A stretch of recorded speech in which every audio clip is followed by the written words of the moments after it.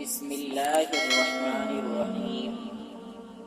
رب ذوالجلال کے نام سے شروع کرتا ہوں جو دلوں کے راز خوب جانتا ہے۔ میں تمام ناظرین کو واقعہ قاری محمد عادل چینل میں خوش آمدید کہتا ہوں۔ اللہ پاک سے دعا کرتا ہوں کہ اے اللہ ہمارے ہر کام میں بہتری عطا فرما، ہمیں دنیا اور آخرت کی ذلت اور رسوائی سے بچا، بے شک تو ہر چیز پر قادر ہے۔ آمین۔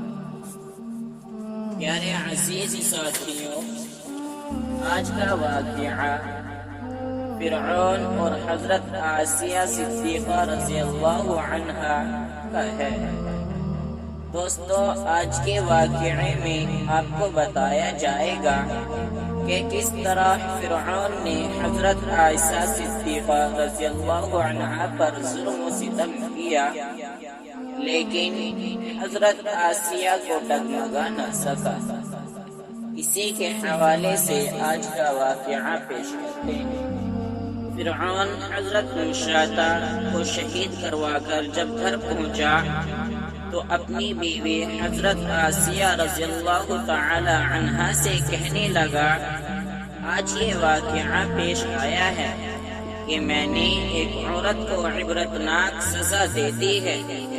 اس کی بیوی نے کہا، تیرا ناس ہو، تو نے ایک معصوم بچی کی جان بھی لی اور ایک بے گناہ عورت کا بھی قتل ناحق کیا۔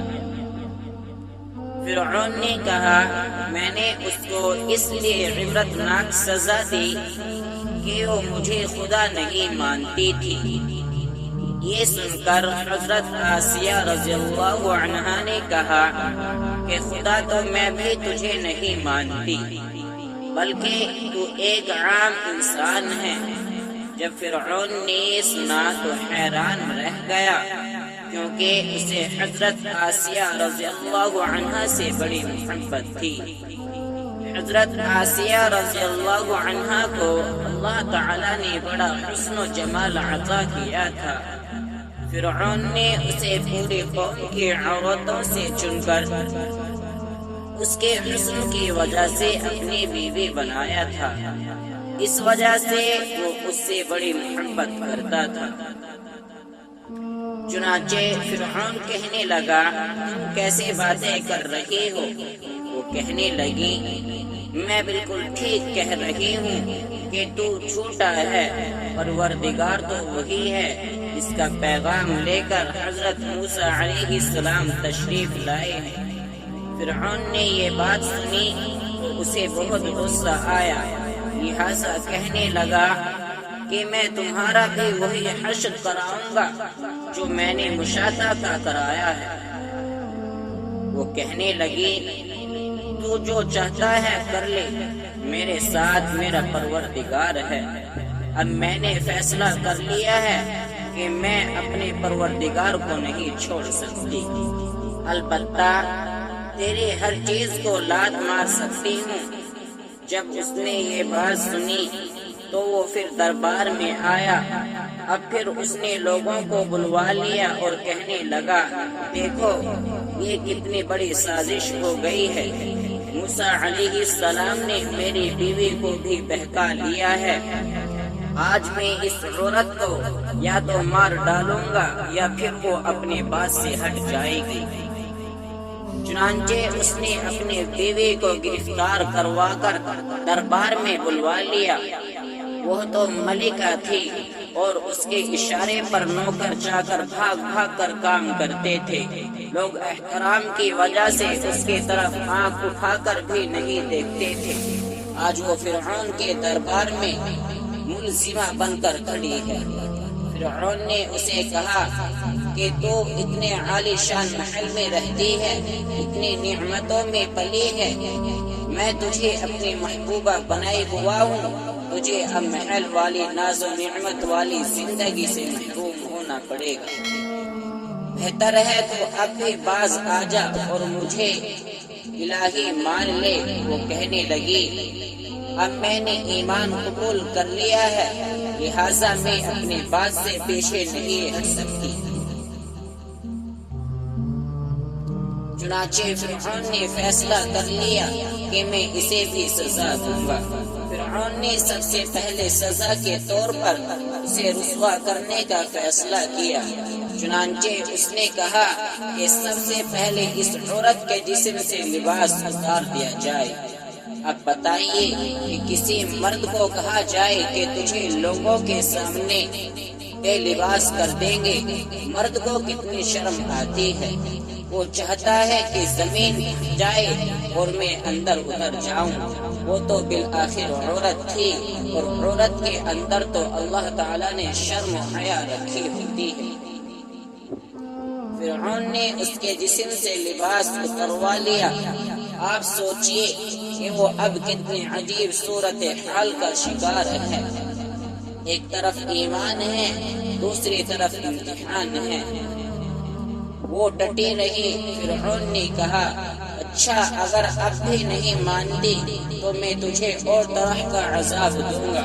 چنانچہ فرعون نے کہا کہ اس کا منہ میرے محل کی طرف کر کے لٹا دو۔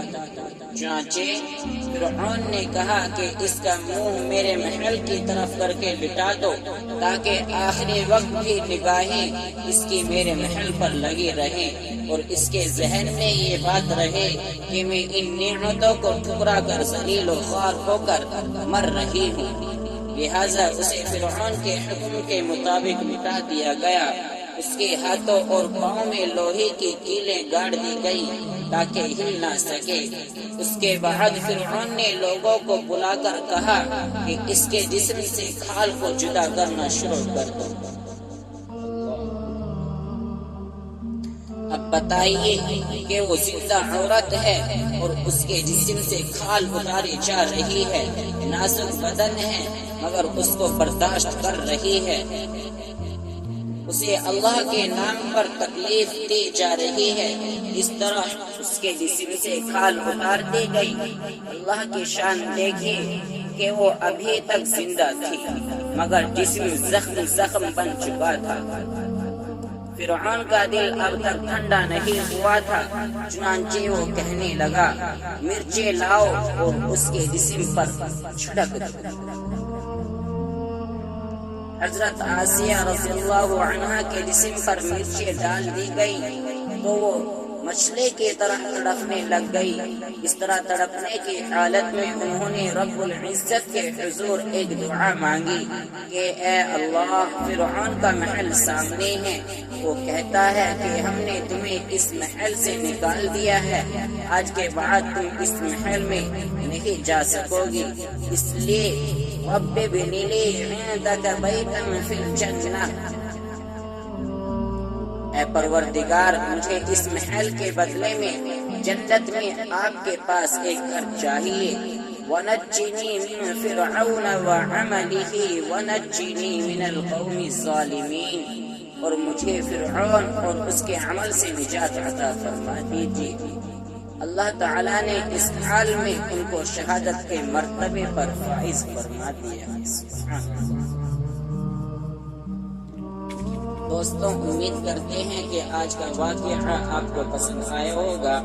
اس واقعے کی پسندیدگی کے اظہار کے لیے لائک کریں اور کمنٹ کریں، اور کمنٹ سیکشن میں اپنی رائے کا اظہار لازمی کیجیے، اور ساتھ ہی ہمارے چینل کو سبسکرائب کر کے بیل نوٹیفیکیشن کو آن کر لیں تاکہ آنے والے ویڈیوز کا نوٹیفیکیشن آپ کو پر وقت ملتا رہے۔ اسی کے ساتھ اگلے ویڈیو تک دے اجازت، تب تک کے لیے فی امان اللہ وما علینا الا البلاغ۔